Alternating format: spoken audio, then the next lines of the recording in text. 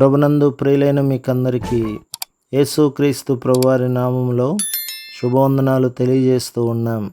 దైవజనులు బ్రదర్ భక్త సింగ్ గారి పరిచర్యలో నుండి దైవ మర్మములు జూలై 11. అయితే యాకోబు, నిన్ను సృజించిన వాడగు యెహోవా, ఇశ్రాయేలు, నిన్ను నిర్మించిన వాడు ఇలాగు సెలవిచ్చుచున్నాడు. నేను నిన్ను విమోచించి ఉన్నాను, భయపడకుము. పేరు పెట్టి నిన్ను పిలిచి ఉన్నాను, నీవు నా సొత్తు. యెషయా గ్రంథం 43వ అధ్యాయం 1వ వచనం. 18వ శిఖరము. మనము ప్రభువైన యేసుక్రీస్తును మన రక్షకునిగా అంగీకరించినప్పుడు రెండంతల అధికారం ఆయనకు మనపైనున్నది.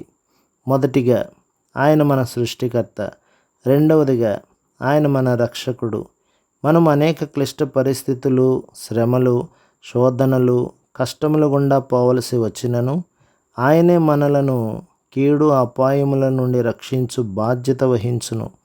ఏ భేదము లేకుండా మనలో ప్రతి ఒక్కరము ఏదో ఒక రకమైన క్లిష్ట పరిస్థితిని, పరీక్ష లేక శ్రమల ద్వారా పోవలసి ఉన్నది. ఇశ్రాయేలీయులు ఐగుప్తులో నుండి బయటకు వచ్చినప్పుడు వారు ఎర్ర సముద్రము గుండా వెళ్ళవలసి వచ్చెను. నిర్గమకాండం 14వ అధ్యాయం 6 నుండి 29వ వచనములలో ప్రభు ఎట్లు వారిని ఎర్ర సముద్రం గుండా క్షేమముగా దాటించనో వ్రాయబడి ఉన్నది. శత్రువు మనలను ఏ రీతిగా వెంటాడినను పర్వాలేదు, చివరకు వాని తంత్రములన్నీ వ్యర్థం చేయబడును. మరియు ఒక దినమున శత్రువు దేవుని శక్తి చేత మృంగివేయబడుటను నీవు చూడగలవు. ఆత్మ సంబంధంగా మోసపరచుటకై శత్రువులు మనకు విరోధముగా లేచినప్పటికీ వారు ఏ కీడు చేయుటలోనైనను జయము పొందలేరు.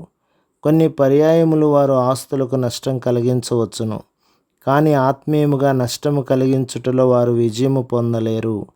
మనలను విమోచించుటకై యేసుక్రీస్తు ప్రభువు గొప్ప క్రయమును చెల్లించెను. మత్తయి సువార్త 13వ అధ్యాయం 44 నుండి 46లలో మనలను తన స్వాస్థ్యముగా సంపాదించుకొనుటకై ఆయన తనకున్నదంతయు అమ్మివేసినని చదివెదము. మనకున్న అల్పమైన జ్ఞానమును బట్టి మనము తప్పులు చేయక ఉండలేము. అయితే ప్రభువు మనతో, మీరు నాకు చాలా ప్రశస్తమైన వారు అని చెప్పుచున్నాడు. అంతేగాక మనం తప్పిదములను చేయకుండా తప్పించుటకు కూడా సాధ్యమైన ప్రతి ఏర్పాటును ఆయన మన కొరకు చేసి ఉన్నాడు. ఆశ్చర్యకరముగా లోకములోని అనేక భాగముల నుండి దేవుడు తన వర్తమానికులను పంపును. అదే రీతిగా లోకములోని అనేక భాగములలోని ప్రజలు ప్రస్తుతము మన కొరకు ప్రార్థన చేయుచున్నారు.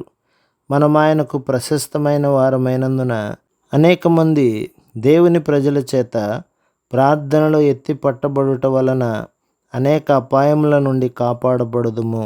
ప్రభు మిమ్మును, మీ కుటుంబమును, మీ సంఘమును దీవించి ఆశీర్వదించునుగాక. ఆమేన్.